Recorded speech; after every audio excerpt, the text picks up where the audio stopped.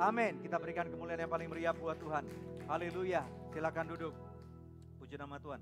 Saudara, saya juga tadi tidak sadar kalau istri saya nggak ngasih tahu saya sebuah bocoran, Bapak Ibu sekalian, bahwa lagu tadi yang dinyanyikan dengan judul yaitu, apa tadi judulnya? Kasih Setiamu Tuhan. Itu adalah lagu yang ditulis oleh istri saya sendiri, saudara. Wow, kita berikan kemuliaan yang paling meriah buat Tuhan dong. Akhirnya saudara, lagu itu dinyanyikan di gereja kita sendiri, di Anugerah Church. Puji nama Tuhan, haleluya. Sekali lagi, kita berikan kemuliaan yang paling meriah buat Tuhan. Haleluya. Itu adalah album kedua, Bapak Ibu sekalian ya, tapi adalah album solo yang pertama. Dan saya percaya ke depan nanti Tuhan akan percayakan lagu-lagu baru, Bapak Ibu sekalian. Dan kita berdoa biarlah setiap daripada kita yang tergabung di tempat ini, Bapak Ibu sekalian, kita boleh diasah dan kita boleh dipakai oleh Tuhan seperti berlian yang akan dipoles. Dan setiap daripada kita akan Tuhan pakai jadi berkat kemanapun Anda dan saya pergi. Ada amin? Puji nama Tuhan. Bagaimana kabar saudara? Luar biasa, berapa banyak yang percaya bahwa Tuhan itu baik? Haleluya. Bagaimana dengan Anda yang menyaksikan secara online? Dimanapun Anda berada, saya percaya bahwa Tuhan juga baik. Anda boleh bagikan tentunya halaman di mana Anda menyaksikan Facebook Live ini ke halaman Anda pribadi. Dan saya percaya dan kita semua sama-sama berharap biarlah teman-teman Anda pun juga dapat diberkati bersama-sama dengan kita. Puji nama Tuhan, haleluya. Bapak Ibu sekalian, topik khotbah saya pada malam hari ini berjudul yaitu Victorious Living. Katakan Victorious Living. Haleluya. Saudara, ada satu gambar yang saya tampilkan di sana, jangan cepat-cepat ya, balik dulu, oke. Nah saudara, saya orang dari kota Surabaya, Bapak Ibu sekalian. Kalau kita lihat gambar ini, saudara seharusnya Anda itu kalau Anda pernah belajar sejarah Indonesia atau kalau Anda seumuran dengan saya, kita belajar namanya PSPB. Masih ingat nggak saudara ya? Nah di pelajaran history atau sejarah atau PSPB itu diceritakan bahwa tanggal 10 November 1945 ada satu kejadian heroik yang membuat kota Surabaya dikenal dengan nama kota pahlawan saudara. Nah hari itu secara singkat seperti di gambar ini Bapak Ibu sekalian, bahwa sebenarnya pada tanggal 17 Agustus 1945 Indonesia sudah dinyatakan merdeka, betul ya? Tetapi kemudian yang namanya penjajah, katakan penjajah, itu maunya terus merongrong Bapak Ibu sekalian. Ini sama seperti kehidupan kita, seperti kehidupan saudara dan saya. Tuhan sudah mendeklarasikan kemenangan kita. Pada waktu dia mati di kayu salib saudara, dia menanggung semua daripada dosa, kutuk, kebodohan, kesalahan kita. Dan kemudian kita tahu bahwa dia memang benar-benar mati, di hari ketiga dia dibangkitkan saudara. Kita diberikan kehidupan yang baru. Namun tetap saja manusia lama kita, iblis tetap pakai cara berpikir kita yang lama saudara ya. Kemudian tubuh dan jasmani kita yang masih lama ini saudara, untuk terus dirongrong Bapak Ibu sekalian. Nah sama seperti apa yang para pahlawan itu lakukan saudara. Mereka mempunyai keputusan, apakah mereka mau menerima rongrongan daripada musuh, atau apakah mereka akan berbuat sesuatu yang akan menjungkir balikkan daripada apa yang musuh rencanakan saudara. Singkat cerita saudara pasti tahu apa yang terjadi. Mereka naik saudara dan tempat itu dinamai, ada sebuah hotel dengan nama Hotel Oranye atau Hotel Yamato saudara ya. Dan kemudian yang terjadi apa? Bendera warna biru disobek. Amin saudara ya. Dan kemudian jadi sekarang terserah daripada saudara dan saya, apakah kita akan menerima kebenaran Tuhan atau tidak. Nah kalau kita mau menerima bahwa Tuhan sudah mendestinasikan, sudah mentakdirkan kehidupan kita, bahwa saudara dan saya akan hidup di dalam kemenangan Dia, maka yang perlu kita lakukan adalah mengambil kemenangan itu dan melakukan apa yang Tuhan kehendaki dalam kehidupan kita. Yang percaya katakan, amin. Lebih meriah lagi, yang percaya katakan, amin. Kita berikan kemuliaan yang paling meriah buat Tuhan. Haleluya, puji nama Tuhan. Oke, slide berikutnya. Nah sebelum kita masuk kepada pembacaan firman Tuhan. Saudara, saya tahu bahwa di tempat ini tidak banyak daripada saudara yang mungkin tahu bahwa Anugerah Ministries juga punya YouTube channel. Jadi, let me take this privilege untuk Anda juga yang online. Saudara bisa cek di aplikasi YouTube saudara. Saudara bisa ketik Good News Program atau saudara juga bisa ketik Anugerah Ministries. Jangan lupa saudara di sana itu ada banyak sekali video-video good news yang sudah kami upload saudara. Dan tentunya ini adalah selaras dengan apa yang saya baru saja katakan. Tujuannya adalah untuk mengequip setiap daripada anak-anak Tuhan tubuh Kristus supaya kita dapat hidup dalam kemenangan saudara ya. Ada begitu banyak episode good news saudara ya. Misalnya yang 3 ini yang saya tampilkan, misalnya dengan Pak Julianto Simanjuntak, alasan mempertahankan pernikahan. Saudara, hari-hari ini begitu banyak orang-orang yang bahkan kita idolakan, mereka bercerai saudara ya. Dan kemudian hal itu membuat kita berpikir, kalau orang seperti itu aja bisa bercerai, apalagi saya, apalagi kita saudara. Jadi lagi-lagi kita selalu mencari kebenaran dan kemudian mencari alasan Perlu nggak saya mempertahankan pernikahan? Nah, kalau saudara lagi galau di dalam pernikahanmu, siapapun Anda, lihat ini saudara ya. Dan ini akan memberikan satu evidence, satu bukti yang nyata. Kebaikan Tuhan, ada hikmat-hikmat yang akan dibagikan saudara. Kemudian yang kedua, ada satu episode yang menarik dengan judul Father and Son. Bahwa di akhir zaman ini firman Tuhan meminta kita untuk bapak-bapak kembali kepada anak-anaknya. Menampilkan hamba Tuhan namanya Pastor Hengki So bersama dengan putranya. Dan kemudian tentunya juga ada episode 400 saudara ya. Ada banyak episode yang lain, ada yang versinya 60 menit, ada yang versinya antara 7 sampai 10 menit, saudara, ada yang cuman artisnya nyanyi, dan saya berharap saudara bisa subscribe ya. Dan kemudian kalau saudara diberkati dengan apa yang sudah saudara tonton, saudara bisa bagikan kepada WhatsApp grup saudara, daripada bagiin yang nggak penting-penting gitu loh saudara ya. Yang orang kecepit ini, orang ketindihan itu, saudara lebih baik bagikan suara kehidupan melalui Good News program. Mau nggak saudara ya? Katakan kepada kiri kananmu, ayo kita bagikan. Dan jangan lupa subscribe, saudara. Ada amin. Puji nama Tuhan. Berikutnya, mari kita masuk kepada pemberitaan firman Tuhan. Buka bersama dengan saya dalam kitab Yohanes pasal yang ke-16. Saya mengajak saudara untuk membaca bersama-sama dengan saya di ayat yang ke-33, saudara ya. Yohanes 16 kita lihat bersama-sama daripada ayat 33. Sudah siap semua? Amin, saudara ya. Di sana dikatakan, semuanya itu kukatakan kepadamu, supaya kamu beroleh damai sejahtera dalam aku. Dalam dunia kamu menderita penganiayaan, tetapi kuatkanlah hatimu, aku telah mengalahkan dunia. Haleluya. Nah saudara, di dalam Yohanes 16 ayat 33, ini adalah satu ayat yang Tuhan Yesus sendiri katakan kepada anak-anaknya, saudara. Dikatakan di sana dengan jelas. Mari kita selidiki kata-kata ini sangat dalam, saudara. Dan saya percaya bahwa firman Tuhan ini saya berdoa dan berharap akan memperlengkapi kita sehingga kita akan hidup dalam kemenangan, saudara. Dikatakan di sana, kukatakan kepadamu, supaya kamu beroleh damai sejahtera dalam aku. Saudara, ini yang pernah saya lakukan. Saya itu orangnya suka bertanya, saudara. Pengalaman kami berdua selama di Good News program, puji Tuhan sudah 13 tahun, saudara ya. Dan tentunya ini kemuliaan bagi Tuhan. Dan kami cukup terlatih untuk bertanya kepada orang, saudara ya. Nah ini kebiasaan kebawa kalau saya bertemu dengan si A, si B, saudara. Saya selalu pengen tahu sebenarnya yang kamu cari dalam kehidupan itu apa sih, saudara ya. Kalau bertemu dengan orang-orang yang dalam kondisi perekonomian yang kurang baik, mereka biasanya kebanyakan selalu berkata bahwa saya ingin perekonomian saya atau keuangan saya menjadi baik, saudara. Kemudian kalau ada yang keluarganya lagi berantakan, saudara ya, mereka selalu berkata saya ingin supaya keluarga saya mengalami pemulihan, supaya saya bahagia, saudara. Kemudian kalau ada yang sakit, mereka juga berkata saya ingin sembuh. Karena saya tahu sekarang betapa mahalnya yang namanya sehat itu, dan kalau saya sehat saya bisa melakukan banyak perkara bagi Tuhan, saudara. Nah, ujung-ujungnya kalau mau diurut, Bapak Ibu saudara, bahkan banyak lagi. Misalnya kalau bertemu dengan anak-anak yang lahir para the millennial, saudara ya. Banyak orang bahkan pada zaman sekarang ingin jadi terkenal, saudara ya. Karena apa? Mereka berpikir kalau mereka menjadi orang-orang yang terkenal, maka ada banyak sekali masalah-masalah dalam kehidupan mereka itu akan terselesaikan. Nah intinya apa? Ini yang saya rangkum. Ternyata hampir semua manusia di dunia, atau saya katakan semuanya, itu ternyata di dunia ini mereka mencari kebahagiaan. Nah kebahagiaan yang saya dapat rangkum adalah pada waktu mereka merasa hatinya tenang dan pikirannya tenang. Betul enggak? Ya, dan beberapa mitos, saudara, ternyata yang saya dapati juga. Orang yang duitnya banyak belum tentu loh bahagia. Betul ya saudara ya? Dan bahkan mereka banyak sekali orang-orang yang duitnya begitu banyak, mereka masih hidup di dalam kekhawatiran, khawatir kalau besok gak cukup, kalau misalnya kalah tender, saudara. Jadi artinya di sini kita boleh menemukan bahwa ternyata jumlah uang tidak seharusnya menentukan saudara dan saya itu bahagia atau tidak.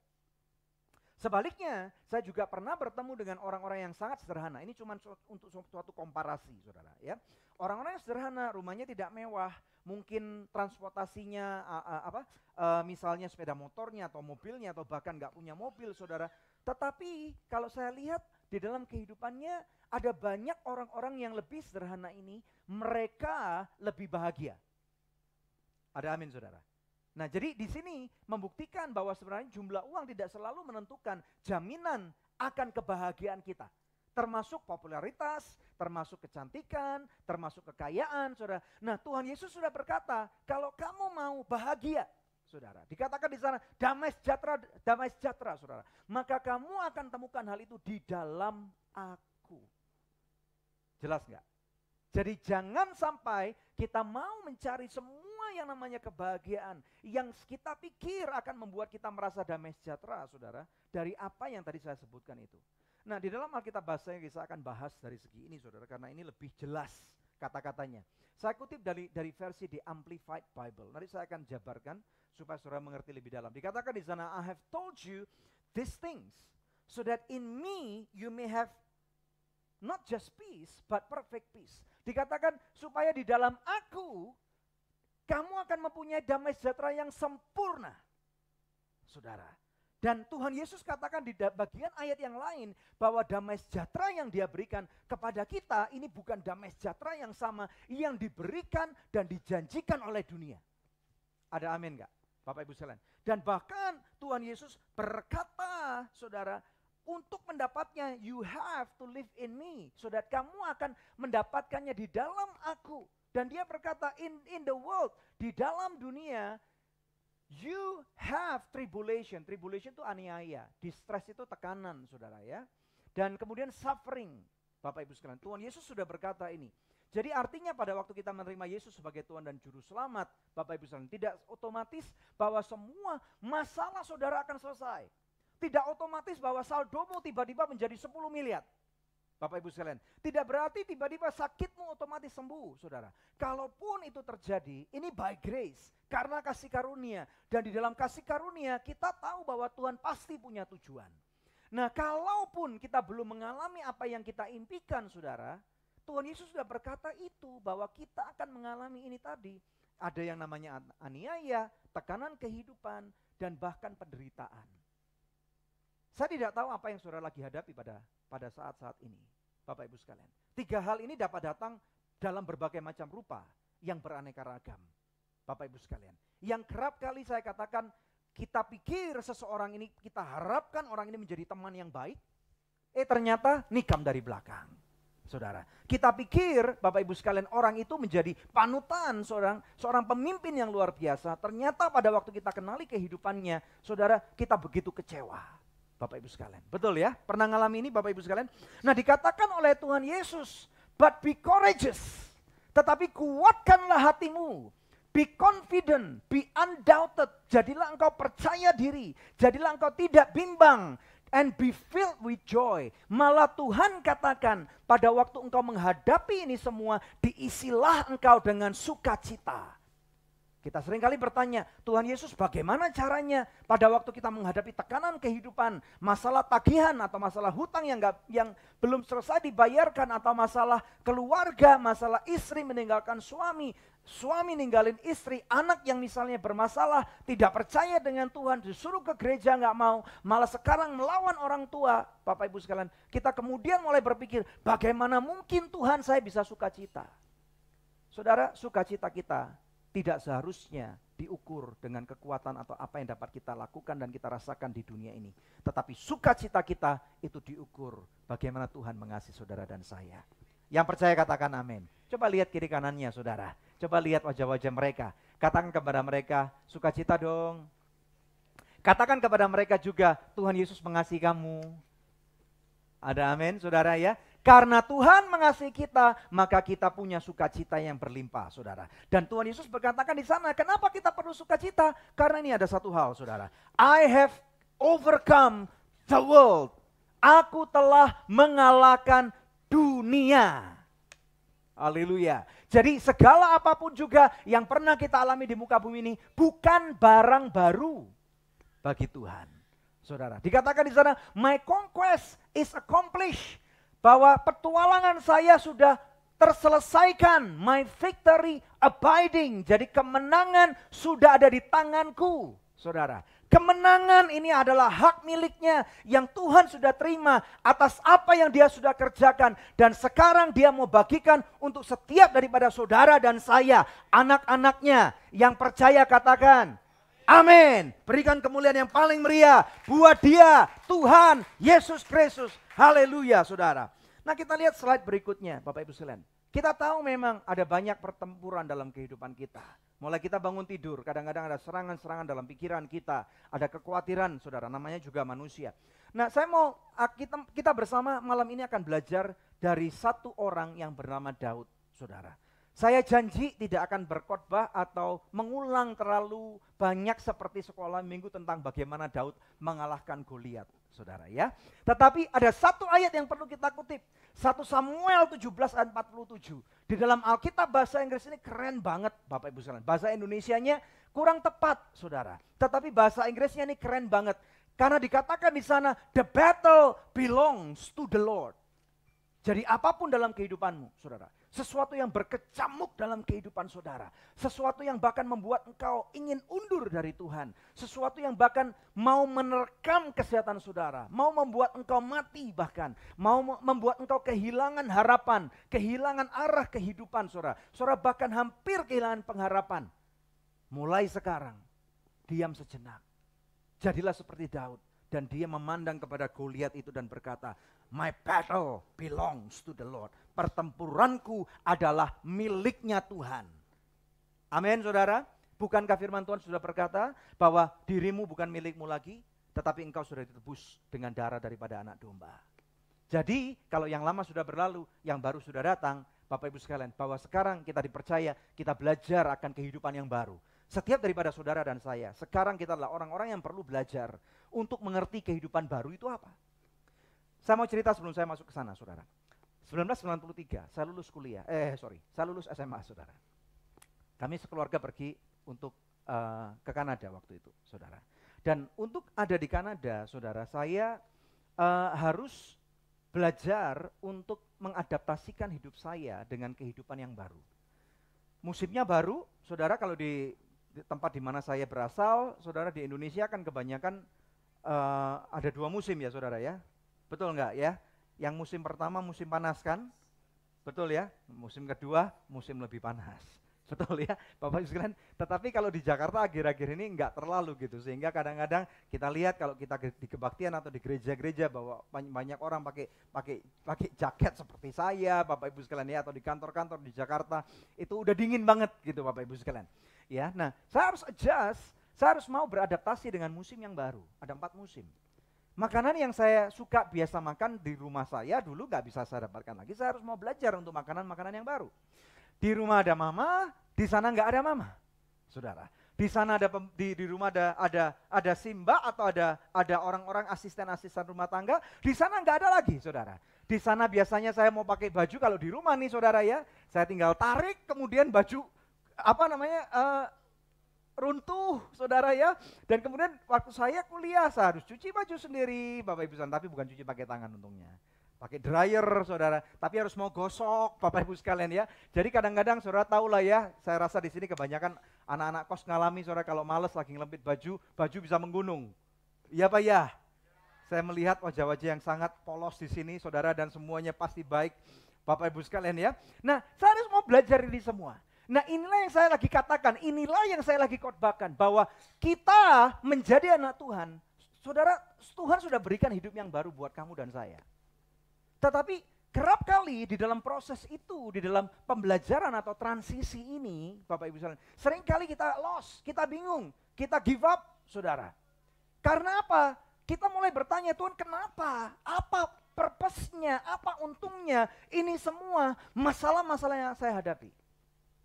Percaya enggak, saudara? Tuhan mendestinasikan bahwa hidup orang percaya itu kamu mati 1 kali, tetapi kamu akan hidup 2 kali. Ada amin enggak? Bagaimana mungkin Pak Daniel? Ya, mati pada waktu nanti kita tutup usia di dunia, saudara ya. Tetapi hidup 2 kali, hidup yang sekarang ini dan nanti hidup kekal bersama dengan Yesus. Ada amin. Dan Tuhan Yesus menceritakan walaupun tidak detail, dikatakan di sana kamu akan memerintah bersama dengan aku, kata Tuhan. Jadi sebenarnya yang kita alami pada waktu kita sudah menerima Tuhan, di dalam tantangan-tantangan yang membuat kita stres, membuat kita teraniaya, membuat kita mengalami tekanan kehidupan, saudara, pembelajaran-pembelajaran itu semua sebenarnya adalah the school of life, sekolah kehidupan. Karena apa? Saudara lagi dipersiapkan. Dipersiapkan untuk apa? Untuk memerintah bersama dengan Kristus. Bagaimana caranya? Saudara, memerintah, siapa yang diperintah? Jujur saja kita nggak didetailkan secara jelas di Alkitab. Tetapi yang penting lakukan persiapan dulu. Ada amin. Jadi kalau saudara mau menyerah, jangan nyerah. Makanya Anda datang ke sini, kita belajar bersama-sama supaya kita boleh beroleh victorious living. Salam kemenangan saudara. Katakan salam kemenangan. Dalam nama Yesus. Untuk Anda juga yang lagi nonton gadget ini, katakan salam kemenangan. Amin saudara ya. Dalam nama Yesus, jangan menyerah. Apapun kondisi kehidupan saudara, Tuhan mendestinasikan engkau dan saya dan kita semua untuk menjadi orang-orang yang bahkan dikatakan dalam firman Tuhan. Pastor Debbie beberapa minggu lalu mengatakan, engkau lebih daripada pemenang. Yang percaya katakan, amin. Mari kita belajar lebih dalam dari seseorang yang bernama Daud. Yang pertama, bagaimana caranya? Nomor 1. Daud diurapi oleh Tuhan. Slide berikutnya. Yes. Saudara ingatkan cerita bagaimana kisah kehidupan Daud itu dimulai di Alkitab. Bermula dari seorang raja yang namanya Saul, yang kemudian ditolak oleh Tuhan, betul ya? Dan kemudian bagaimana Tuhan mencari pengganti daripada raja. Saudara. Bahkan Samuel, Nabi Samuel yang mengurapi itu kemudian nggak pede, saudara. Pada waktu melihat kakak-kakaknya Daud, dia mengira bahwa ini akan menjadi raja yang akan menggantikan Saul karena perawakan yang sangat besar dan yang lain-lain saudara. Tetapi Tuhan berkata, jangan lihat rupanya.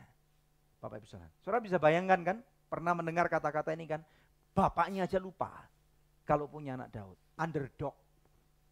Saudara, pernah nggak dalam hidupmu engkau diremehkan? Dalam kondisi seperti ini, Bapak Ibu sekalian, saudara tidak bisa membela dirimu. Izinkan dunia meremehkan saudara dan saya. Tetapi Tuhan tidak pernah meremehkan Anda. Amin, Bapak Ibu sekalian ya. Bahkan Tuhan mati untuk orang yang paling hina sekalipun. Haleluya. Bahkan satu ayat dalam firman Tuhan dikatakan bahwa Tuhan memilih seseorang atau sesuatu yang dianggap bodoh oleh dunia. Untuk mempermalukan mereka yang menganggap dirinya pandai.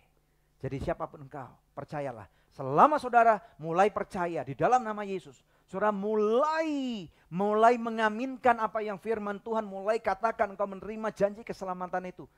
Sekarang kita nggak lagi hidup dalam perjanjian lama saudara. Dalam perjanjian lama orang diurapi itu harus ada seorang nabi atau seorang rasul, Bapak Ibu sekalian, yang membawa buli-buli minyak, kepala saudara diolesi dengan minyak.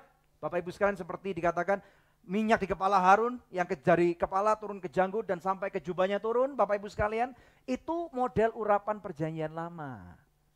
Tetapi sekarang, saudaralah umat perjanjian baru. Pada waktu detik di mana engkau percaya bahwa dosamu sudah diampuni. Siapa yang percaya bahwa dosamu diampuni? Percaya? Amin. Coba katakan kepada kiri kananmu, percaya dengan Yesus, dosamu diampuni. Amin saudara.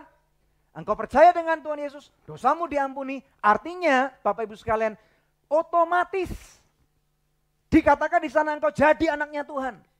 Bapak Ibu sekalian, saya percaya kalau engkau jadi anaknya Tuhan, saudara nggak perlu minta diurapi, orang tuamu akan mengurapi engkau. Minggu yang kemarin di Anugerah Church saya berkata, kewajiban Tuhan adalah memberkati kita. Jadi saya punya 2 orang anak, saudara. Di anak-anak saya mereka nggak pernah meminta untuk saya belikan baju yang bagus pada waktu masih kecil ya, saudara ya. Kalau udah gede, mah bisa minta. Minta baju yang ini, minta baju yang itu, saudara ya. Masih ingat nggak ya? Tapi kalau mereka masih kecil, mereka nggak pernah ngerti baju bagus itu apa. Dapat baju robek pun mungkin mereka juga nggak tahu, nggak ngerti Bapak Ibu, apalagi kalau masih bayi. Betul ya? Tetapi kewajiban daripada orang tuanya adalah untuk memberkati anak-anaknya. Jadi selama saudara mulai mengaminkan apa yang firman Tuhan katakan, Bapak Ibu sekalian, engkau mulai sadar akan apa yang menjadi janji Tuhan buat saudara. Saudara sudah menjadi seperti Daud, engkau diurapi.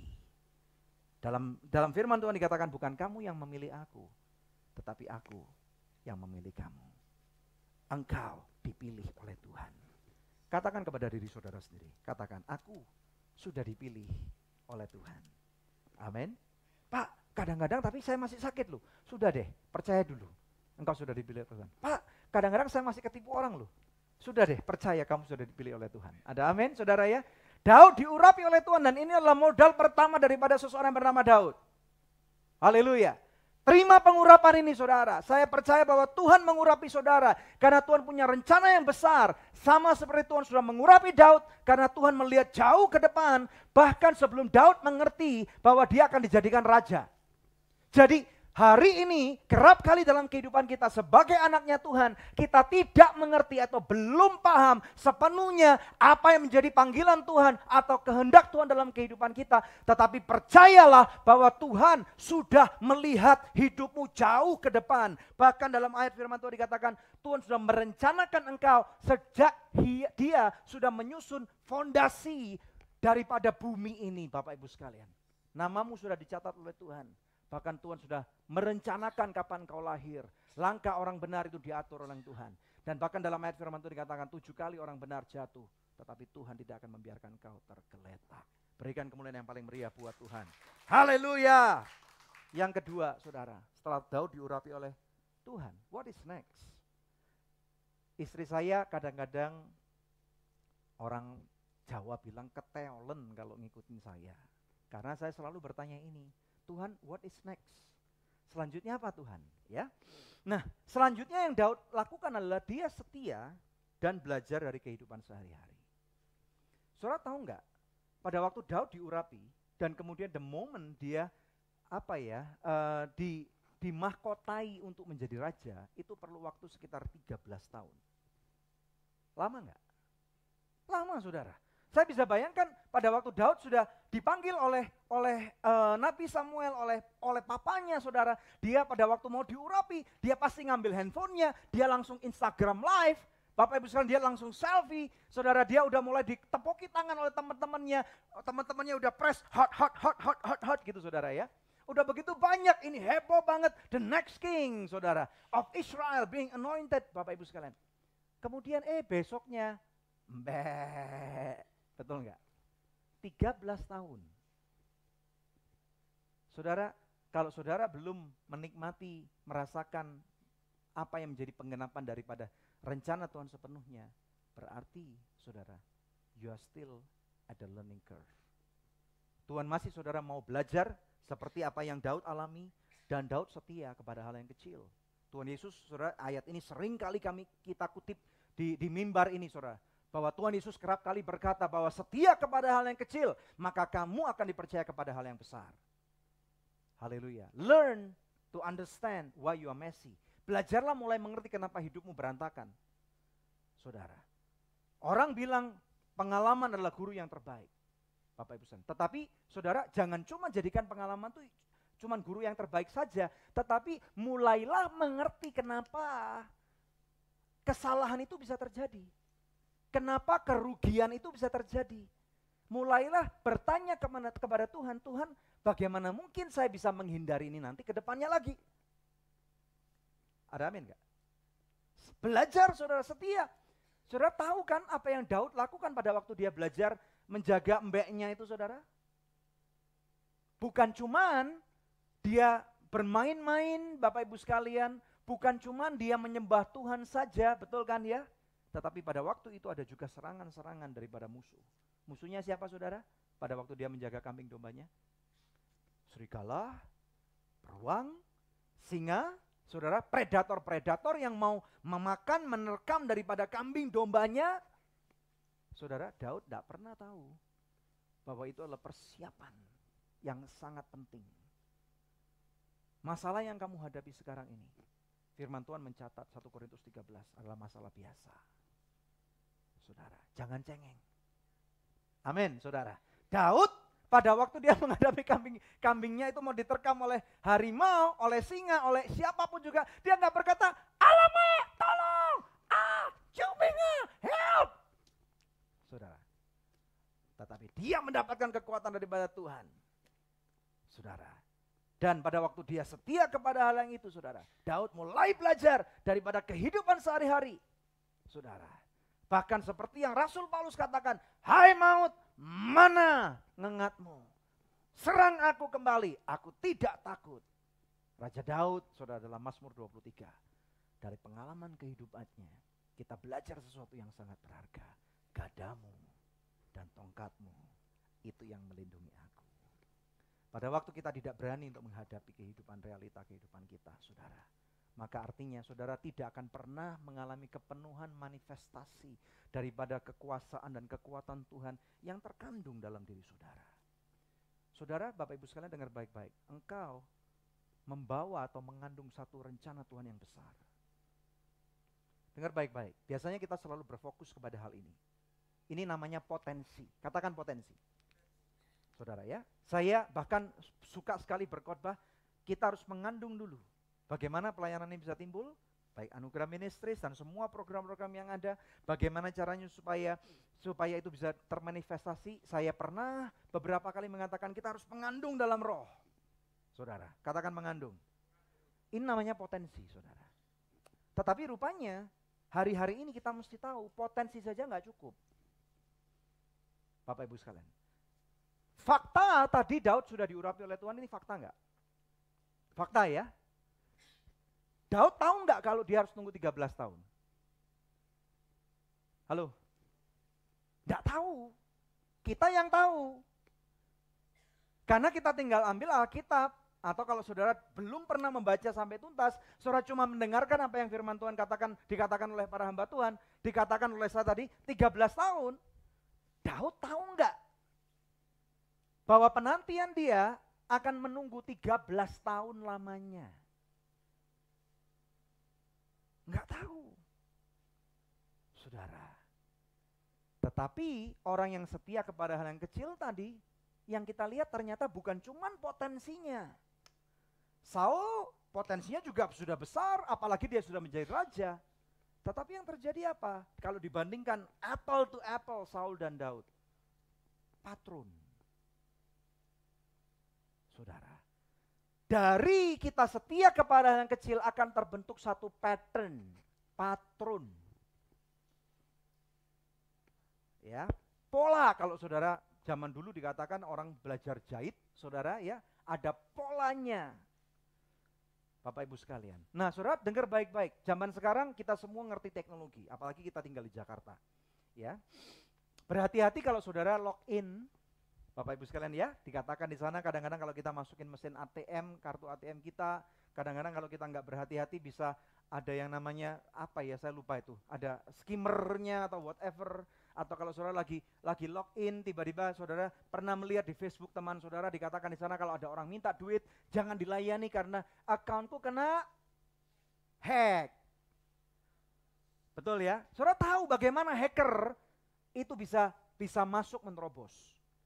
Padahal firewall, kalau saudara nggak ngerti firewall itu apa, itu adalah perlindungan yang memang tidak kelihatan secara program komputer yang akan melindungi satu sistem, Bapak Ibu sekalian. Tetapi saudara bisa bayangkan, sistem yang sangat canggih, bahkan punya CIA, punya FBI sekalipun itu pernah kena hack. Bapak Ibu sekalian, yang dicari oleh hacker itu apa? Mau tahu nggak? Bagaimana mereka bisa bobol? Patron. Mereka melihat kebiasaan, bagaimana caranya penipu bisa nipu saudara. Mereka lihat patron. Lengahmu di mana? Saudara. Hacker itu menantikan siang dan malam. Begitu ada celah, ada kesempatan, dia bobol. Patron. Nah makanya Daud setia dan belajar dari kehidupan sehari-hari. Walaupun dia tidak tahu 13 tahun masa menunggunya. Lama loh. Zaman sekarang sih cepet ya, Bapak Ibu sekalian ya. Waktu kami mulai menerima panggilan pelayanan sepenuh waktu tahun 2005, ini sudah 13 tahun. Betul saudara ya. Tapi pada waktu jalanin waktu itu, lama banget. Apalagi waktu itu belum ada GPS. Betul ya, belum ada Facebook. Saudara, saya ngerti Friendster aja dari teman-teman saya udah kurang setahun, kemudian Friendster tutup. Bapak Ibu sekalian ya, dan kemudian waktu itu lama banget. Kalau kena macet di Jakarta, waduh itu dead end saudara. Kepala kita mau pecah rasanya. Tapi kalau sekarang kena macet bisa nonton Facebook Live. Kalau kita kebablas di mana saudara nggak tahu tempatnya, kita langsung bisa ping, langsung lihat Google Maps. Betul ya, Bapak Ibu. Daud tidak ada 13 tahun itu. Masa Daud kalau kita konversikan zaman sekarang mungkin bisa 130 tahun. Nangkep enggak? Bisa ngerti enggak? Artinya zaman itu enggak ada apa-apa saudara.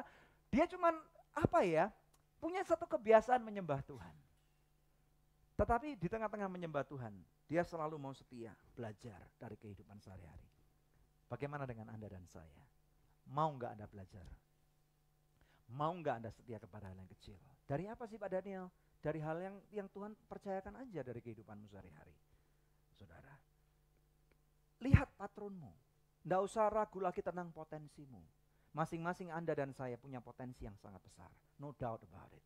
Tetapi seringkali yang membuat kita gagal atau berhasil karena kita tidak setia kepada patron kita. Nangkep. Belajar sesuatu. Ada amin. Mau lebih dalam lagi? Amin saudara ya. Berikutnya. Stage berikutnya. Nah ini saudara, ini penting. Daud mendengarkan dan melakukan petunjuk ayahnya. In one fine day, tiba-tiba papanya panggil, "Ud, Daud, Ud," gitu saudara. "Oi," gitu ya. Kan di WhatsApp gak dibales soalnya saudara ya. Makanya papanya harus teriak, "Ud," gitu. Benar ya saudara ya? Si Ud kecil ini, "Tuk, Yati," gitu. Betul enggak? "Nih kirim roti ke kakak-kakakmu." Saudara. Bayangkan kalau dia waktu itu berkata, "Emang lu siapa Pi? Lu gak tahu kalau gua bakal jadi raja apa? Disuruh-suruh."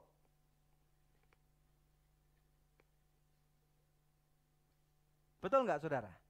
Tetapi, saudara, saya tidak berkata bahwa hari ini banyak di antara saudara adalah pendatang.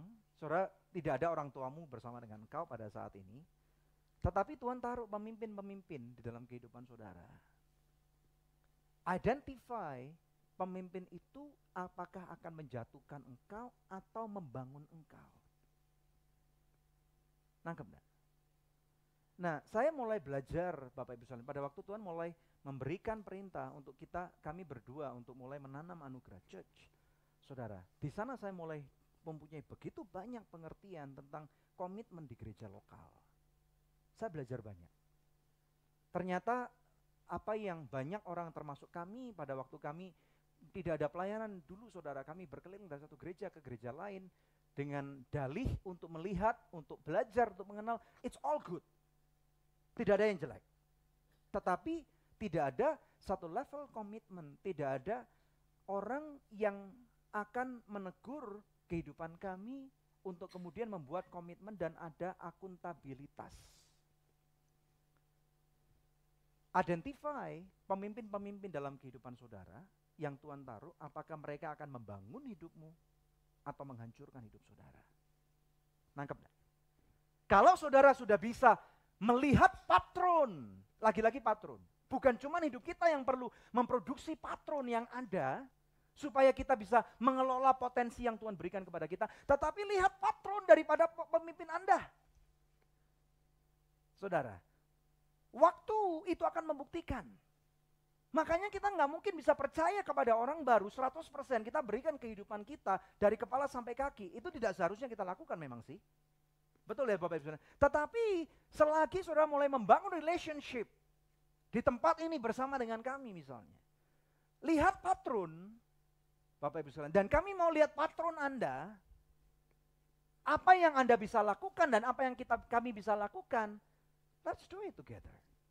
Daud percaya dengan papanya, walaupun papanya dulu tidak mengindahkan dia, melupakan dia, tetapi yang sudah ya sudahlah. Saudara, papanya tidak pernah punya niatan jelek, dan firman Tuhan mencatat Daud melakukan persiapan pada waktu diperintahkan oleh papanya. Pagi-pagi benar, Daud pergi untuk mengunjungi kakaknya dengan membawa bekal itu.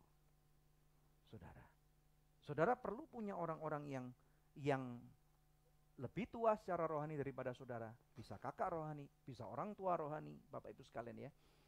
Pemimpin-pemimpin dalam kehidupanmu, apakah dalam bisnis, apakah dalam kehidupan kerohanian saudara, supaya orang-orang ini dapat membantu mengidentify kapan waktunya kamu akan dilepaskan, akan di-launch. Nangkep gak, saudara? Nah, pada waktu Daud mulai mendengarkan dan melakukan petunjuk ayahnya, saudara tahu apa yang terjadi dengan dia? Daud gak pernah tahu Berikutnya, saudara, karena apa? Waktu itu di WhatsApp juga nggak masuk sama kakaknya, apa yang terjadi? Berikutnya, di sana justru, slide-nya tolong diklik. Daud bertemu Goliatnya. Goliatmu apa? Saya nggak tahu Goliatmu apa, saudara. Jangan bilang masalah uangmu itu Goliatmu. Enggak, saudara, belum. Itu cuman baru belajar sehari-hari tadi itu loh. Masalah sakitmu, ya, itu bukan Goliatmu, belum. Saudara, Goliat ini yang akan menentukan titik menentu milestone Daud jadi raja. Nangkep enggak?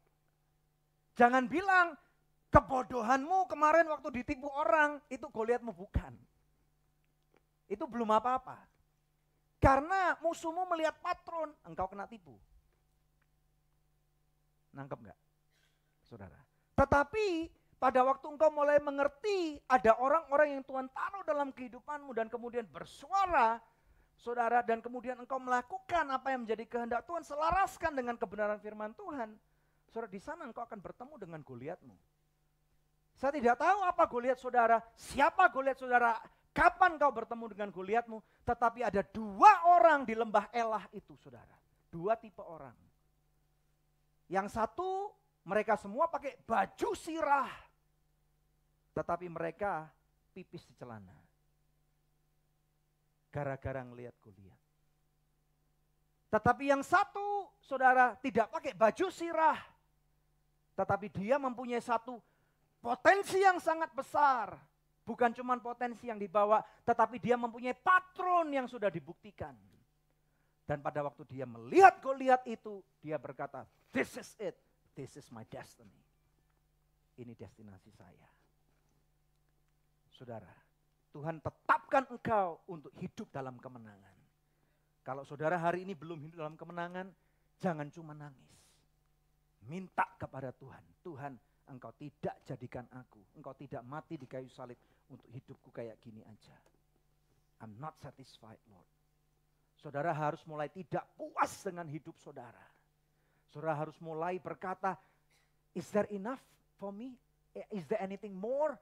Tuhan sudah tetapkan lebih lagi daripada kehidupan saudara dan saya. Saudara, saya tidak mengajarkan kau harus menjadi orang yang apa ya, greedy. What is greedy ya? Yang tidak kenal mengucap syukur, nggak bisa berterima kasih, yang pertama, it's not about that. Saudara ngerti kan apa yang saya katakan? Tetapi mulailah engkau menjadi tidak puas, bahwa sebenarnya engkau tahu, engkau sudah ngandung bertahun-tahun, potensi yang sangat besar, tetapi belum pernah dililis. Karena apa? Engkau belum pernah ketemu dengan Goliatmu. Engkau tahu di sana ada raksasa gede, engkau cari jalan pinggir. Saudara, engkau menghindar. You do not want to take risk. Saudara, ambil resiko itu, tapi bukan ngawur. Karena apa? Ada patron. Makanya saudara, berkali-kali ada banyak hamba Tuhan berkata, baca ayat firman Tuhan tuh. Kalau saudara tidak bisa setia untuk mengerti kebenaran Tuhan yang saudara harus baca hari demi hari, artinya saudara tidak punya patron untuk saudara lihat. Seorang pilot, Bapak Ibu sekalian, apakah pilot itu disebut pilot junior atau pilot senior? Dari mananya? Tahu nggak? Dari mana saudara? Jam terbang. Bapak Ibu sekalian, saya, puji Tuhan ya, saudara tahu kan saya sering keliling kemana-mana, saya naik pesawat juga sering, naik helikopter juga akhir-akhir ini pernah beberapa kali. Nah ini yang pilot yang saya lihat langsung, ini yang pilot helikopter lakukan. Begitu tit on, yang dia lakukan, dia ambil buku lognya, dia catat jamnya. Dia lihat titik koordinatnya GPS, saudara. Dan kemudian dia taruh, dia cek semua, udah ya, dikasih tahu yang ini jangan itu, yang ini jangan itu, yang ini boleh, yang ini tangan gak boleh keluar, nanti hati-hati, jangan lempar barang dari ini. Dia terbang saudara ya. Nah kemudian begitu sampai ke tempatnya, begitu turun mendarat, saudara tahu apa yang dilakukan?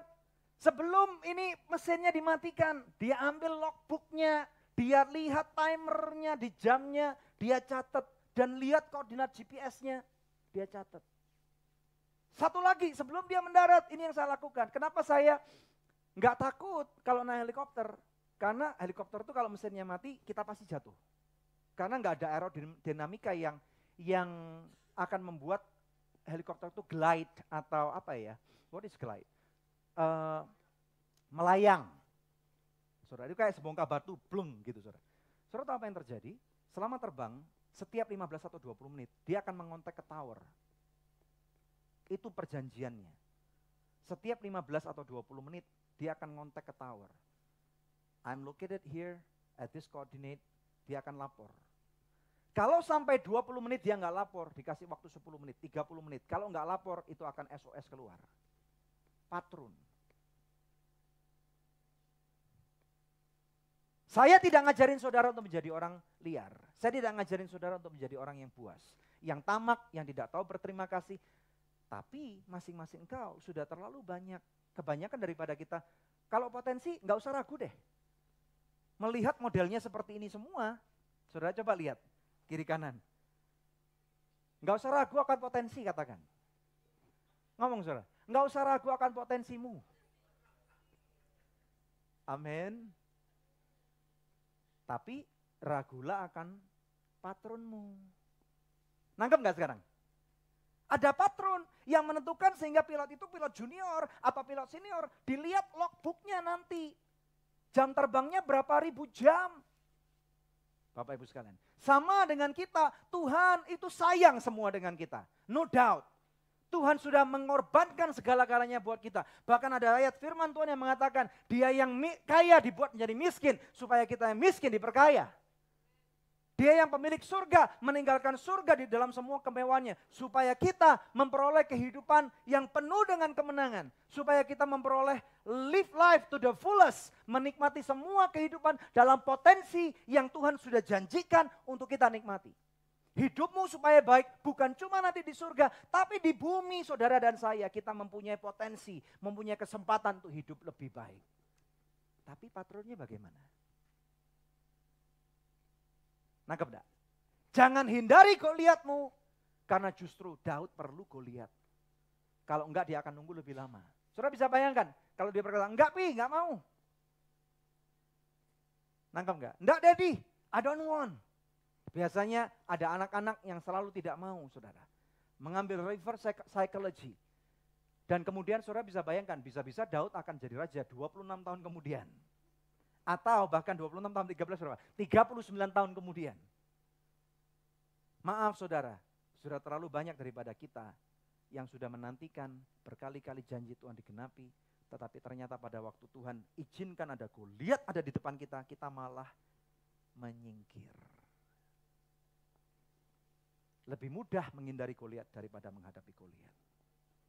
Tetapi Daud berkata, the battle belongs to the Lord. Pertempuran itu bukan milikku, tetapi pertempuran itu milik Tuhan. Dan kalau saudara bertemu dengan Goliatmu, di sana saudara akan masuk chapter berikutnya yang lebih menarik lagi, lebih luar biasa lagi. Saudara tahu kan ceritanya bagaimana kehidupan Daud? Itu pun dia masih difitnah oleh papa mertuanya yang jadi rajanya saudara. Dan dia masih menunggu lagi. Bapak Ibu, dia masih dibenci lagi, tapi dia setia, dia enggak bunuh Raja Saul. Ada patron yang luar biasa daripada seseorang ini makanya Tuhan kasih karunia-Nya besar. Dan Tuhan katakan, this is a man after my own heart. Ini orang yang menjadi hatiku berkenan kepadanya. Karena apa? Tuhan gak cuma lihat potensi, Samson potensinya besar. Tetapi Tuhan gak pernah ngomong bahwa Samson adalah a man after his own heart. Karena Samson selalu gagal dalam patron yang sama. Are you Samson or are you David? Saudara, ada amin gak? Dua-dua mempunyai kekuatan yang luar biasa. Yang satu badannya gede, ironis banget kan saudara ya. Bahkan lebih gede mungkin dari Hulk. Bapak Ibu sekalian, yang satu kecil. Firman Tuhan mengatakan Daud itu orangnya kecil perawakannya. Kayak beberapa daripada orang-orang Asia di sini. Bapak Ibu sekalian. Jangan remehkan engkau yang badanmu kecil. Jangan remehkan saudara yang pengetahuanmu nggak banyak. Jangan remehkan pada waktu nanti saudara lihat di mobile banking saudara. Ternyata saldomu tinggal beberapa ratus ribu atau beberapa juta saja. Jangan remehkan itu. Karena saudara lagi mengandung potensi yang besar. Tetapi permasalahkan patronmu. Ada amin saudara. Coba ini kita lihat saudara ayat berikutnya. Saudara diberkati dengan kebenaran firman Tuhan. Haleluya. Yesaya 54 ayat 17. Ini ayat terakhir. Ayat favorit. Kenapa favorit? Karena terakhir. Haleluya. Yesaya 54 ayat 17. Firman Tuhan berjanji buat kehidupan kita, saudara. Saya akan baca untuk Anda ya. Firman Tuhan berkata, setiap senjata yang ditempa terhadap engkau tidak akan berhasil. Dan setiap orang yang melontarkan tuduhan melawan engkau dalam pengadilan akan engkau buktikan salah. Inilah yang menjadi bagian hamba-hamba Tuhan. Dan kebenaran yang mereka terima daripadaku. Demikianlah firman Tuhan. Janji Tuhan kepada kita pada waktu Goliat engkau hadapi. Saudara, pada waktu engkau tidak lari terbirit-birit. Pada waktu engkau walaupun tentara-tentara itu berbaju sirah. Mereka kelihatan lebih fit untuk jadi raja bahkan daripada Daud. Tetapi saudara, pada waktu Daud tahu bahwa the battle belongs to the Lord. Pada waktu dia tahu pertempuran itu milik Tuhan. Pada waktu dia tahu bahwa confidence-nya bukan dibangun dalam kekuatan hatinya. Tetapi di dalam Kristus. Saudara, di sana dia firman janji firman Tuhan untuk saudara dan saya adalah amin. No weapon that is formed against you will succeed. Tidak ada satupun senjata yang musuhmu rencanakan. Tidak peduli kalau hari itu Goliat misalnya bawa Tomahawk missile sekalipun. Atau Moab, tahu Moab enggak? Tahu, yang nonton Rampage pasti sudah tahu. Mother of all bomb. Bukan, gini bukan itu kalau yang itu petugas live streamingnya ngantuk namanya. Saudara ya. Kalaupun misalnya hari itu Goliat bawa bom nuklir sekalipun. Bapak Ibu sekalian, enggak akan dia menang lawan Daud. Karena apa? Janji firman Tuhan dikatakan, no weapon. Saudara, dalam bahasa Inggris ini fix banget, no weapon. Dari awal sudah dikatakan, no weapon. Saudara, musuhmu bisa merencanakan engkau untuk hancur. Tetapi kalau Tuhan bersama dengan engkau, tidak mungkin kamu hancur. Apakah kita harus tidur siang saja? Enggak saudara, patron. Lagi-lagi balik ke patron. Patronmu bagaimana? Bagaimana saudara? Saudara yang tahu kan? No weapon that is formed against you will succeed, and every tongue that rises against you in judgment you will condemn. This peace, righteousness, security, triumph over opposition. Tadi Tuhan Yesus berkata, peace I give to you. Damai sejahtera aku berikan kepadamu. Peace. Righteousness, kebenaran. Security, keamanan saudara. Ini berbicara masalah banyak banget. Keselamatan jasmani kita, security kalau dalam bahasa Inggris bisa diartikan keuangan juga. Saudara, and triumph over opposition. Kemenangan melawan orang-orang yang menghakimi saudara. Is the heritage of the servants of the Lord. Satu warisan daripada hamba-hamba Tuhan. Puji nama Tuhan, saudara belum tentu akan berkhotbah seperti kami.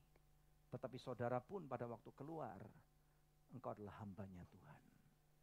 Kalau engkau percaya dan mengerti ini, Tuhan berikan warisan heritage yang sangat besar. Saudara membawa muatan kuasa yang sangat besar.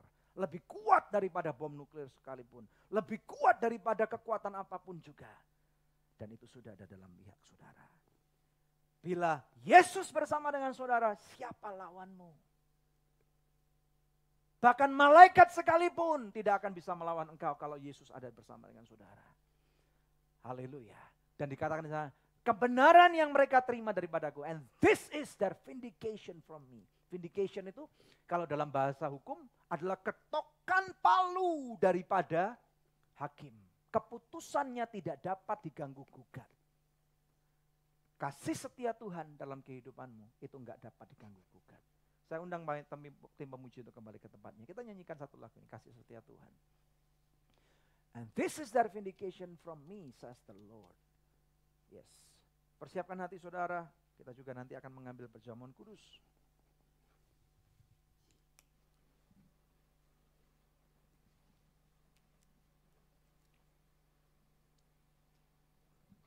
Daud diurapi oleh Tuhan. Daud setia dan belajar dari kehidupan sehari-hari. Daud mendengarkan dan melakukan petunjuk ayahnya. Daud bertemu Goliatnya dan janji kebenaran firman Tuhan. This is their vindication from me. Ini adalah keputusanku yang mutlak, yang tidak dapat diganggu gugat. Tuhan sayang